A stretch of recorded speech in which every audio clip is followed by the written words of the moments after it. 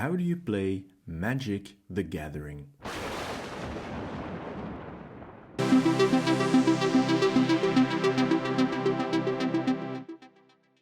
In this video, we'll cover the basics of the collectible card game Magic: The Gathering. All cards, symbols and specifics are the exclusive intellectual property of Wizards of the Coast. The objective of this turn-based card game is for one mage to defeat another mage. In order to do that, one must reduce the other mage's life count from 20 to 0. Each mage uses spells or summons creatures to attack the opponent. These creatures can also fight each other. The weakest one perishes, the strongest one survives. The game is turn-based. At the beginning of the game, each mage draws the 7 top cards from their shuffled library. These 7 cards are their hand. There are different types of cards. There are land cards, from which the mage draws power.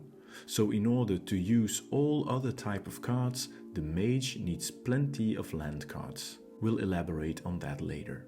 There are also sorceries. These are spells mages can only use in their own turn. Their effects only last for that specific turn. Instants are a lot like sorceries, but you can cast them at any point during the game, also in your opponent's turn.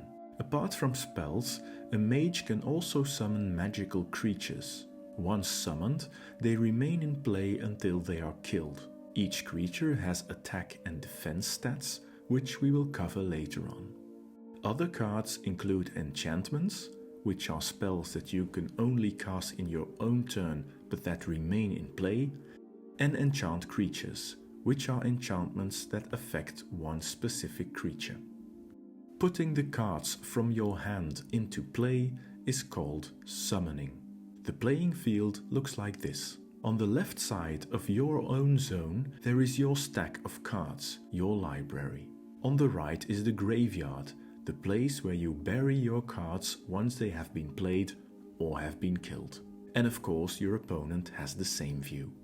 At the start of your turn, you deploy a land card, if you have one in your hand. In this first turn of the game, chances are I can't do anything else. I deploy my land and I end my turn. After my opponent's turn, I start my second turn by drawing one card from my library and deploying another land card. When looking at my hand, I notice the card Stormfront Pegasus. In the top right corner of that card, I can see how many land cards this creature needs to be summoned into play. The sun icon indicates I need one white land card with the same symbol, and the number 1 indicates the number of extra land cards of any symbol. So for this creature, I need 2 land cards, one of which needs to be white. In order to use my land cards to summon my Pegasus, I rotate them sideways. This is called tapping, as it indicates the mage tapping into the power of these lands. With these 2 lands tapped, I can summon my Pegasus. Since I have now used all my land cards, I can't do anything else.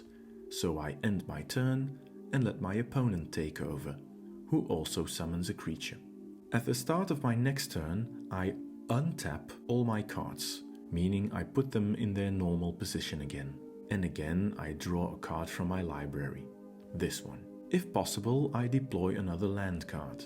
This is the normal procedure at the start of every turn. Untap, draw one card and deploy one land card.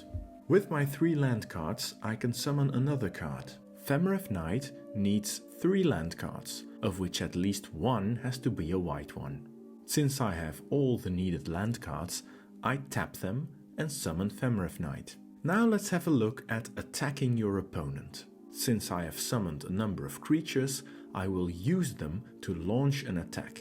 Creatures cannot attack in the same turn they were summoned in, so Femeref Knight can't attack. However, the Pegasus can. In order to attack, I tap my Pegasus card. Let's have a look at the bottom right of the creature card.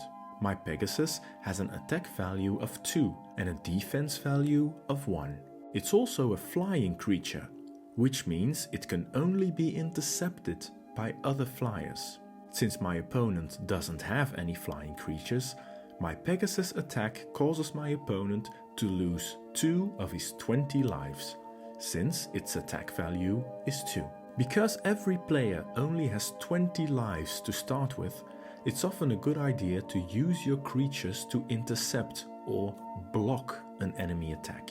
In my opponent's turn, his creature attacks. I try to block his assault. Since my Pegasus is still tapped from my own assault, I cannot use it to block. My untapped Femref Knight, however, can be used. My opponent's creature has attack value 1 and defense value 1.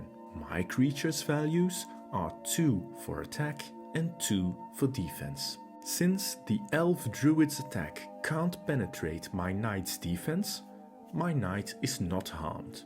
My Knight on the other side easily defeats the Elf Druid's defenses. The Elf is defeated, dies, and is put in the graveyard. Now let's review these absolute basic rules for Magic. What happens in a turn? First of all, you untap all your tapped cards. Then you draw 1 card from your library. If you have one, you deploy a land card. Then you can start summoning creatures, casting sorceries or enchantments. When you've summoned all you want to summon, you start your attack, and your opponent can block. Then you work out the damage. What's the result of the assault? In the last phase, you can still cast some instants if possible. These instants can be cast at any time, so you don't necessarily have to wait for the end of your turn, but you can do it in this phase of the turn. These are the basics of Magic the Gathering.